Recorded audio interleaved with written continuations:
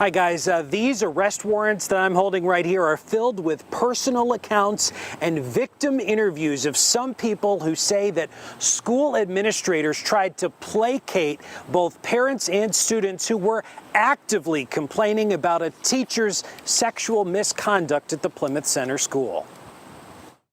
It's the second day back for students in Plymouth. All of my kids went to Plymouth Center School. As they try to escape the shadow of a circle of sexual misconduct allegedly perpetrated by former teacher James Eschert and allegedly covered up by 4 other school personnel.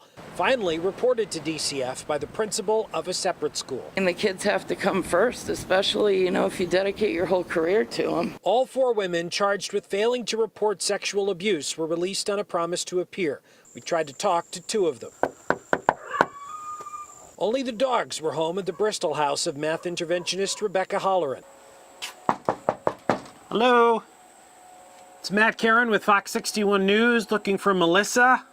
While nobody answered the door at the home of fellow math interventionist Melissa Morelli. If I thought somebody was hurting children, I'd turn them in no matter who they were. A Plymouth mom who requested to remain anonymous told Fox 61 her son had Mr. Eschert in 3rd grade. I remembered something that my son said to me back when he was in his class.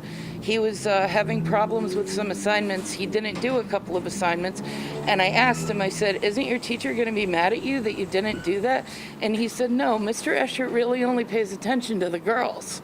The warrants related to the new arrests tell the story of stagnant school leaders, former principals Sherry Turner and Crystal Collins, fielding emails from parents asking their children be switched out of Eschert's class, and conversations with students who told Principal Turner, quote, he was touching us inappropriately. We want you to do something about it. To which Mrs. Turner replied, we'll work on it. Eschert is believed to have abused more than a dozen victims over several years, police discovering inappropriate images on his camera.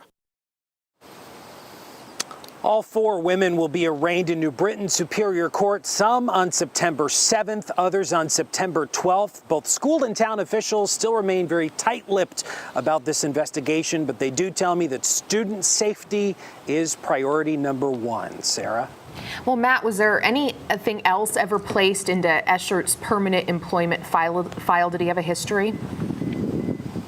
It's a good question. The answer to it is no. We learned in the arrest warrant that not only did Mr. Eschert have a completely clean file with human resources, but we also learned that he was under a separate investigation by the State Department of Education for allegedly feeding the answers for standardized test scores to some of his female students.